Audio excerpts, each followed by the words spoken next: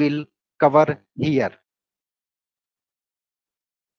I will introduce the brief background of the web and its technology development, present status of current web, and what are the challenges which have faced by web creators and users. In this regard, what is the need of the semantic web? After that, I will introduce the semantic web technology with layered architecture, comparison with current web and semantic web, various technologies which are used for the implementation of semantic web. I will also cover various applications, advantage and disadvantage, and benefits of semantic web. At last but not least, I will introduce here the ultimate goal of the semantic web technology. Now, we can see the brief background of the web here. The invention of web, that is URI, Uniform Resource Identifier, which was introduced in 1989 by Tim Berners-Lee and his team. And in 1990, the semantic web is also invented with great vision to make the web machine interpretable and processable. In 1997, standardization of the XML was started, which has self-text description capability.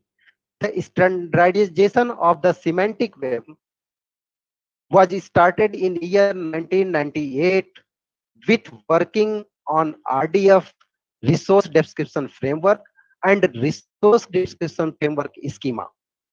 In year 1999, a many research project on web ontology has begun, and in year 2001, the working was started on web ontology language to standardize the semantic web technology, and ultimately in 2004, the World Wide Web Consortium recommended the RDF and ontology for the semantic web technology.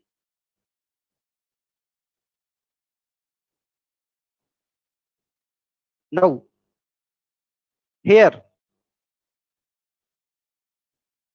here I am going to discuss the status of the current web.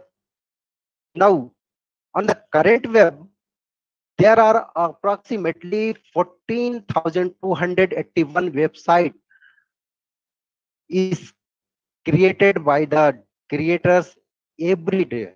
It means that above 500 new website has been created in each hour, and there is huge amount of web document are creating every day, that is above 2.5 quintillion bytes of data, and million bytes of redundant data are created every day.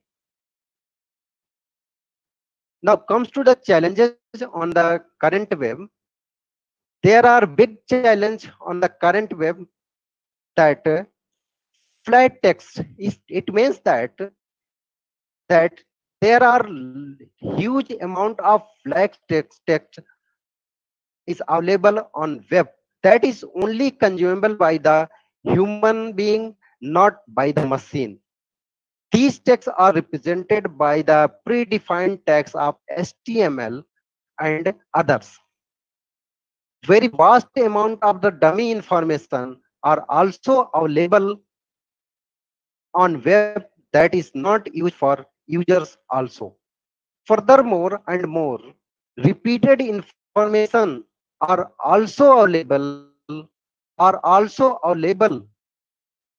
on web, that is waste of web space and wastage of time of creators. A big challenge is that there is a no guarantee about the accuracy of resultant information, which is retrieved by the users.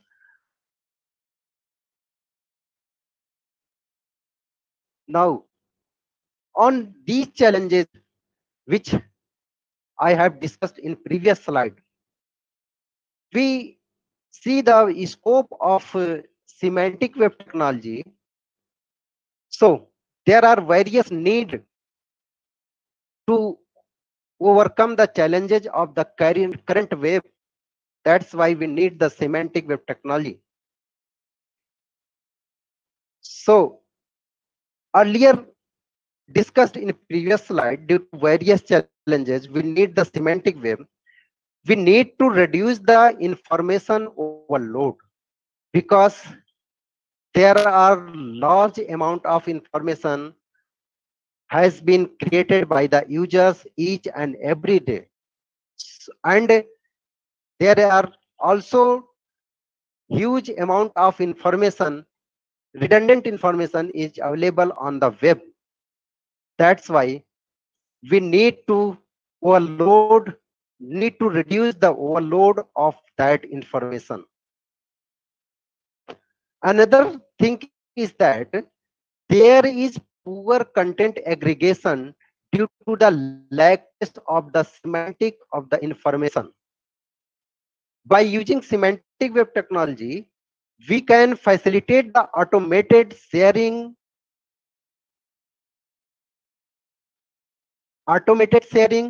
knowledge sharing, automated interoperability with cooperation. Semantic web provides flexible information representation model, means that user will retrieve the information what they will require. They will retrieve the information on their own perspective. Now comes to the semantic web technology. What will do the semantic web technology? Semantic web technology. In semantic web technology, semantic means the meaningful for the both machine and human. Hence, the semantic web enables the semantic of information and services and provides the web for machine interpretable and understandable.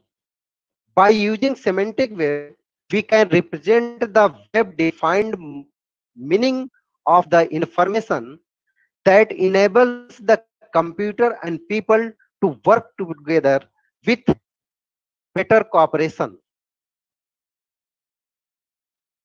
The interoperability of the web by machine is targeted for automation, integration, and reuse of data across different applications. So move to the layered architecture of the semantic web technology. In this architecture,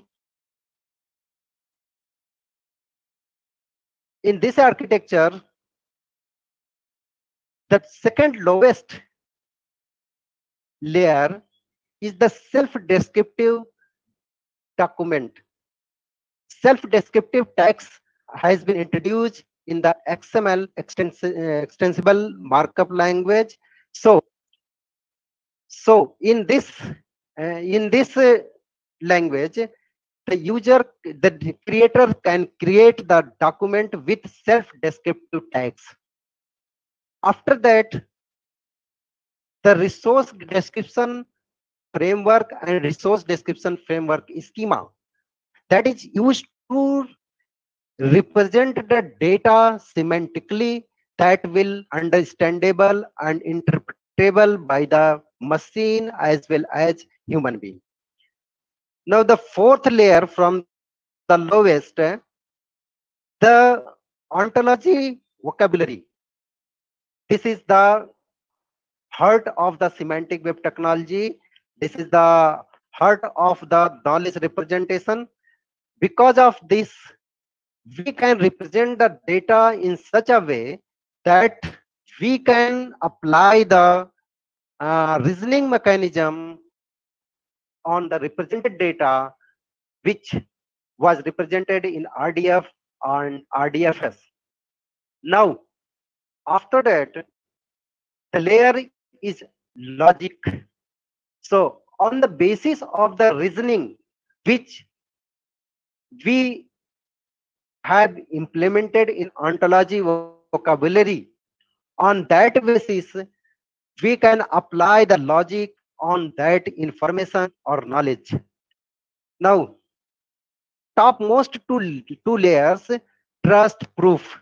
These two layers are in a under development because the knowledge represented by using the semantic web, there is no proof because the representation can vary to designer to designer, and the designer can represent the information from their own way. That's why we cannot prove the accuracy of that information, and we cannot trust on that information. For the proof of the information and accuracy of the information, these two layer is under development. Digital signature that may be required to authorize the information, authorize the knowledge which is represented in semantic web technology. So this is the layered architecture of the semantic web technology, which is introduced by the World Wide Web Consortium. This is the comparison of current web and semantic web technology.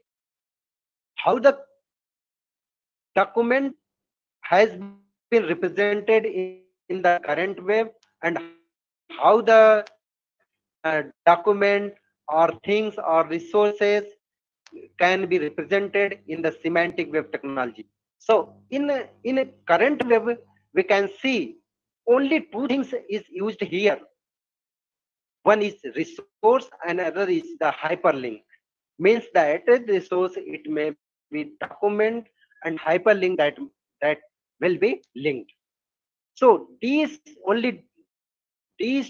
two concept has been used in the current web, but in semantic web technology, we can conceptualize the resources, conceptualize the information. So there are different terminology has been used in the semantic web technology. Like that, in this example, uh, there is a resource that is the software, and this resource is generate software. This resource is generate the another resource that is the document, and further this software resource may be depend on the other software resource, and further depend on the other software resource. So there are many terminology used to represent the information and knowledge in the semantic web technology.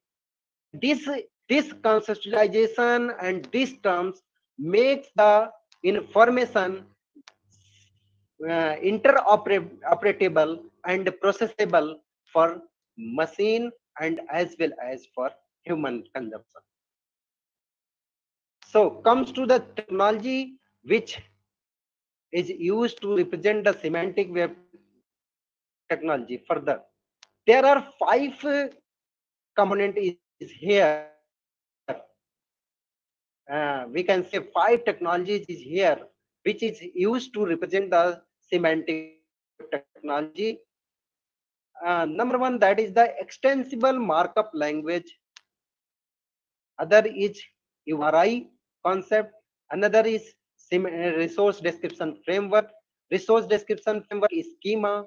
Ontology web language. We will discuss these technology in detail here. Now comes to the extensible markup language.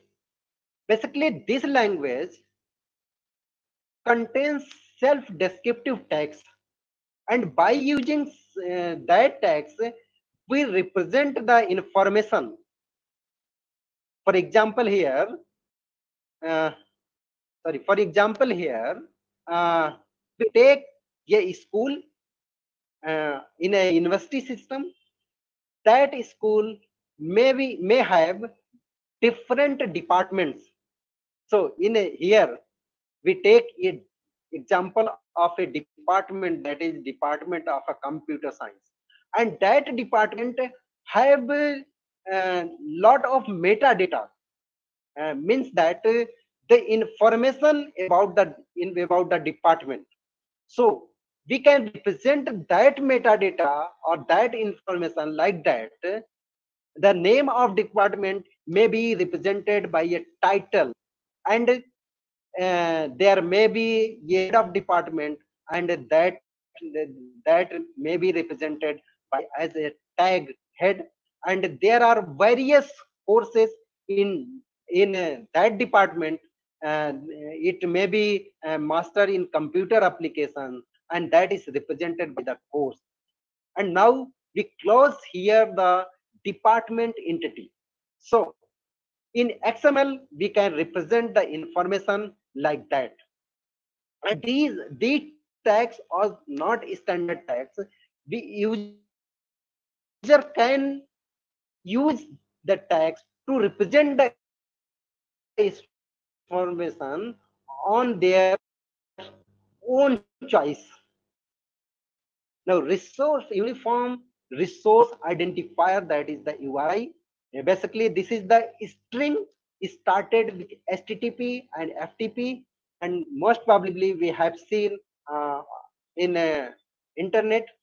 There are two types of URI. One is the URL, that is the uniform resource locator, and another is the uniform resource namespace. And by using this, we can represent the resources among the semantic web technology. And by using the URI, we can uniquely identify the resource which we have represented in the semantic web technology. Here is the example of the URL and URI. URL and URN. URL, this is the uniform resource locator, which is locate the all things.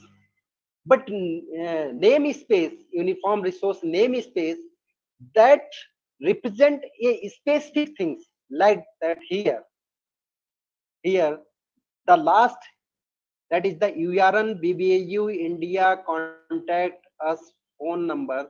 This URN represent the phone number of BBU India institution.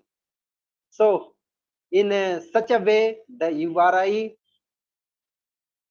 has been worked. So comes to the resource description framework.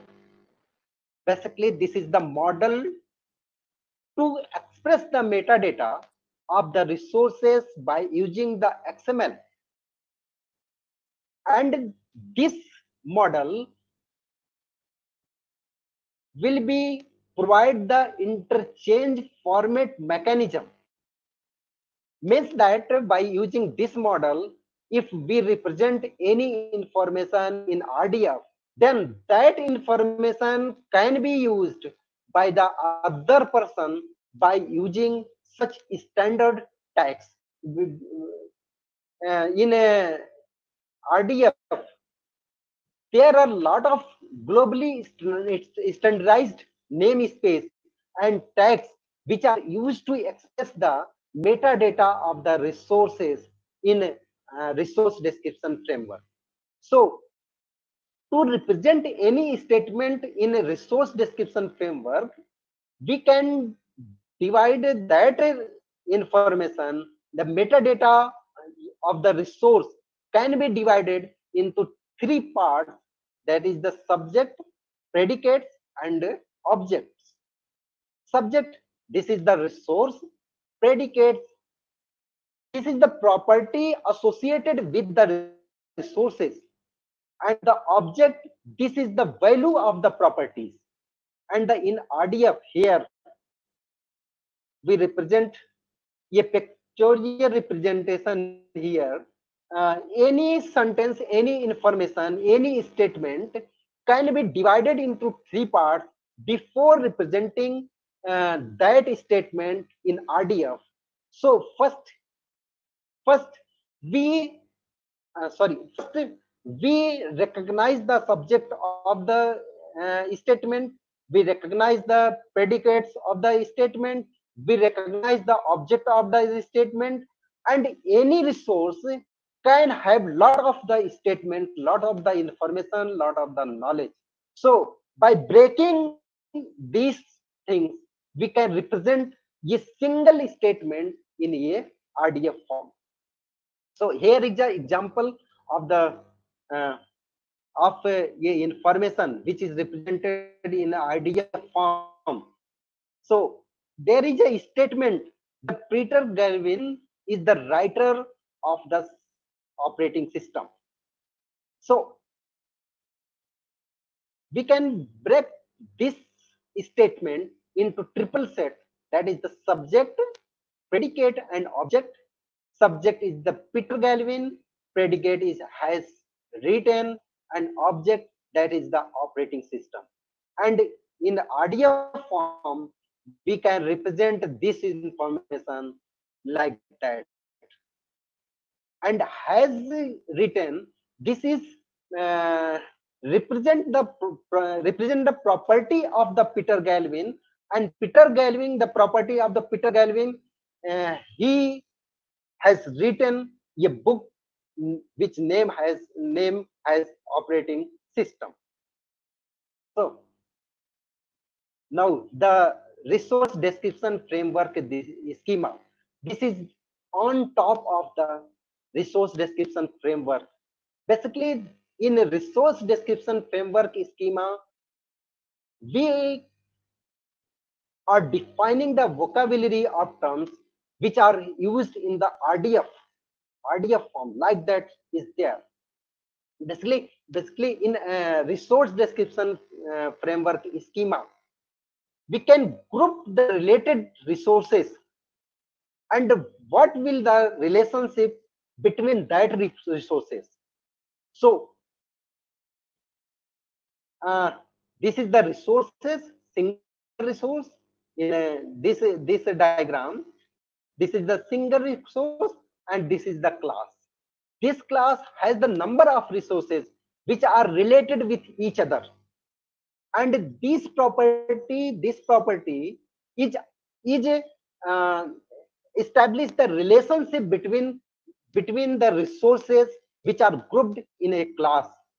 So in a resource description framework schema, we can conceptualize more and more about the terms, about the concepts of the statements, of the information, of the knowledge.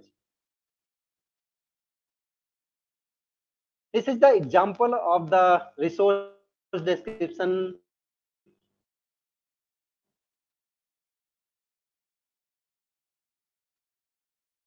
framework schema.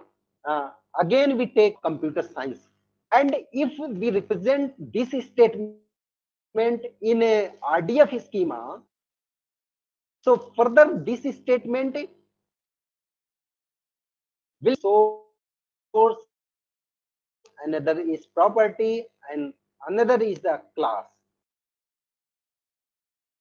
Here is a in this diagram, there is a two class. One is a book, and other is a computer science. Computer science that have lot of books, and all the computer science management books, means all the books in different areas is represented as a one class, that is a book. So here the above statement, there are two resources there.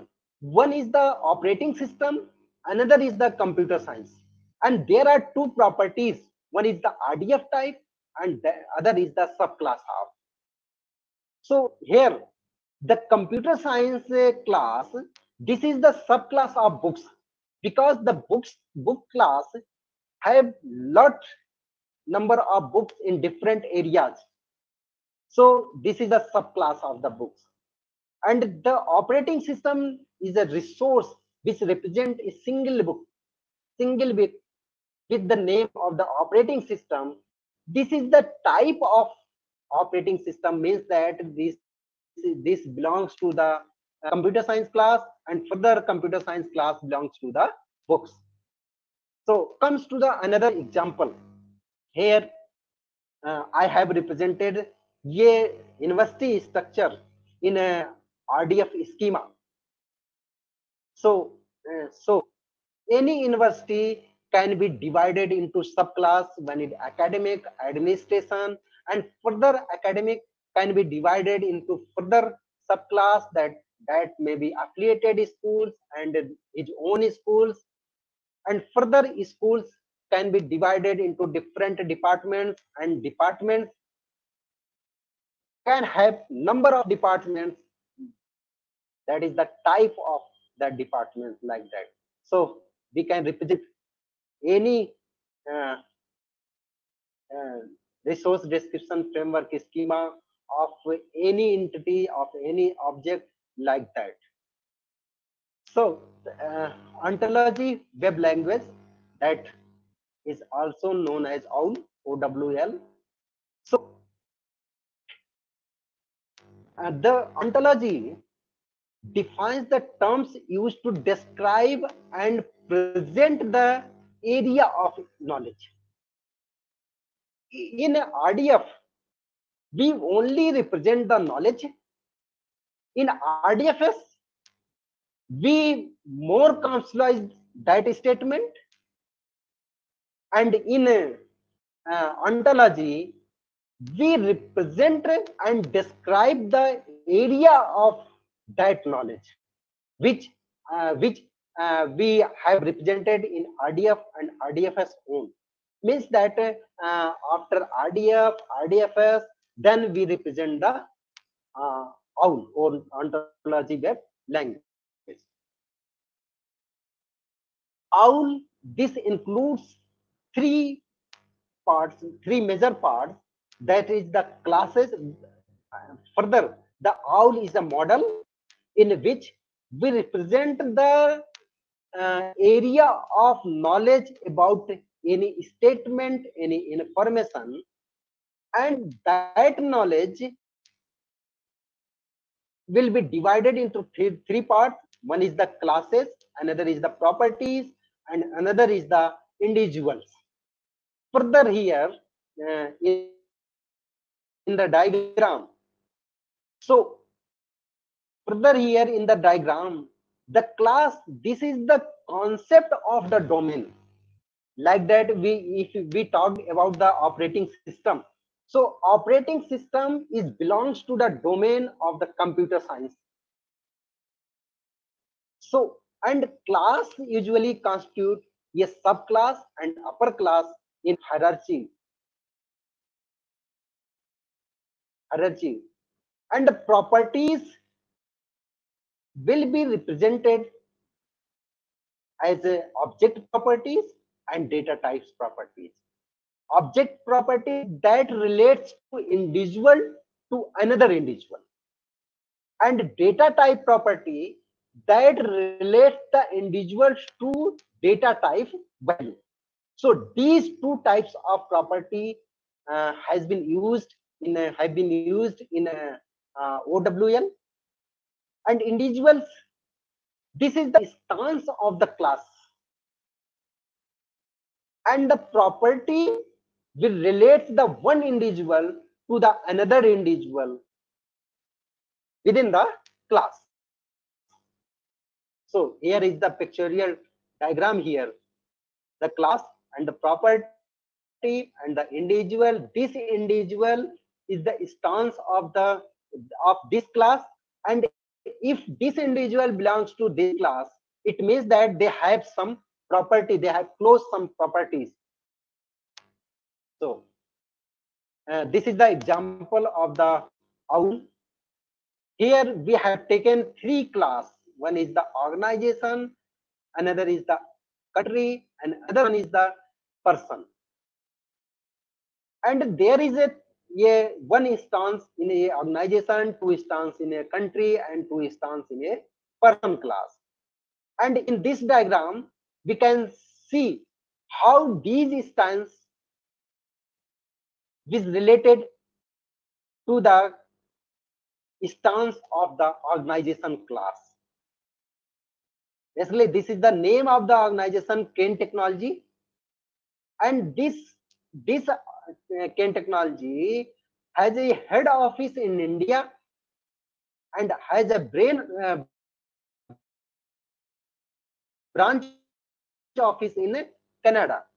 Furthermore, this organization has some employees, some persons.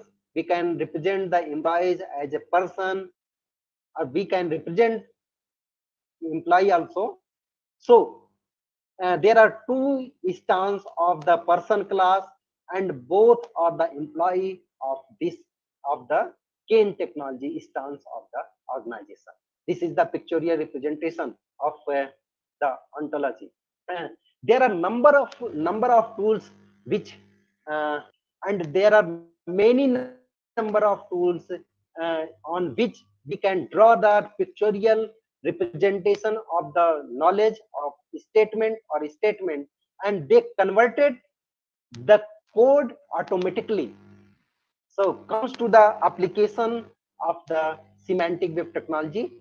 There are many applications of the semantic web technology today. Now semantic web technology can be used in the content management system, also used in the library system, e-learning management system, e-commerce, cloud computing, data mining, e-governance, software engineering, cognitive systems, corporate intranet, knowledge management, bioinformatics, artificial intelligence, databases, internet technologies, software agents, and many more.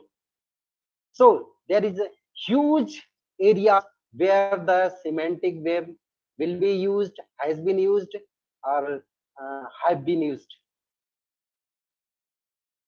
So comes to the advantages and disadvantages of the semantic web technology. So before this slide, we have discussed a lot of the advantage about the semantic web technology, but this technology may have some disadvantages. They may represent the information or knowledge in consistent way, and and due to the semantics of the information, maybe some user could take the advantage of the system and manipulation of the URIs, because because that URIs will be manipulated by the system. So the user can uh, take the advantage of the semantic representation of the knowledge information. And third disadvantage is it's too much time consuming if we need to create a document or represent the metadata of a content. So it will needs a lot of time. So there are three major disadvantages of the semantic web technology, and the rest of them, there are number of semantic web advantages of the semantic web, and lot of I have discussed previous. But the semantic web makes the web more exciting and richer users experience. Means that the current web at that time is a totally flat. Means no system can not use the content. Only the current web is consumable by the users. So semantic web, this this technology can make the more exciting world of web and richer user experience. Another thing, the semantic representation, well-defined representation of the knowledge that will provide the facility to the interpretable, to the processable of the information which are available on the web. Further, the semantic nature of the information that is enabled to exchange the knowledge effectively, and the system may be work with cooperation and coordination. Now comes to the benefits of the semantic web technology. Number one, that is the knowledge integration. In the current web, there are a lot of knowledge is there, and a lot of redundant knowledge is also there, and lot of dummy knowledge is also there. So to reduce the redundant knowledge, we can integrate the knowledge to among them and reduce the redundancy, and also reduce the web space. So semantic web provides the knowledge integration capability. Another one, knowledge construction and storage. In the current web, the knowledge is represented or structured, is not structured, is constructed in unstructured way. But in the semantic web technology, we can represent the information, we can construct the information in structured way with semantic enables, and also store that information to reuse by the another users and creators, and also the semantic web designers, developers. Knowledge sharing, knowledge searching, not sharing, knowledge searching. On the current web, users just put the query and they have got the thousands of the related information on the screen. But the users cannot get the information regarding the query on their own perspective because of lackness of the semantics. So, the semantic enables information, provide the effective and intelligent knowledge searching, not data searching only. Knowledge inference. We have already known the human being can infer the knowledge and infer some information from two different informations. But at that time, there are a lot of information on the current web, but the current web cannot infer any information because due to the lackness of the semantics. So semantic enabled information provide the knowledge inferencing, means that the machine will infer the knowledge, also infer the knowledge. Last one, that is the knowledge perspective. The user can get the knowledge from their own perspective, means that what he want, and he can get that knowledge if we represent the web by using the semantic web technology. These are the major benefits of the semantic web technology here. Now comes to the ultimate goal. What will do the semantic web technology? So because we are using the standardized text, globally standardized tags to represent the knowledge in the semantic web. So the world can communicate to a unique knowledge without the redundancy of the knowledge and without the dummy knowledge. they can communicate with each other, and machine also communicate with each other. Now other is the learning world.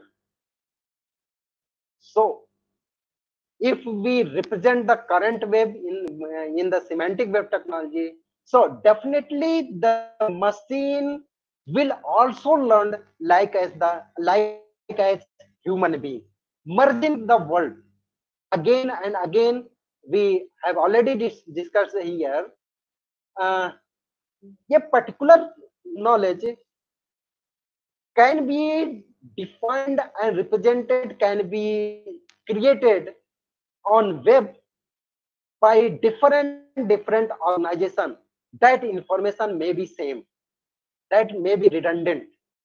So by merging that information, we can reduce the redundancy, and we merge the semantics of the information also here. Another is the annotating world. We can annotate the world without the uh, without the dummy information. So this is the ultimate goal of the semantic web technology. And at the last, I am thanking to you for your kind attention. You write us your questions or your recommendation to me at my mail ID, or WhatsApp me or Telegram to also me, and Twitter to me. Thank you very much.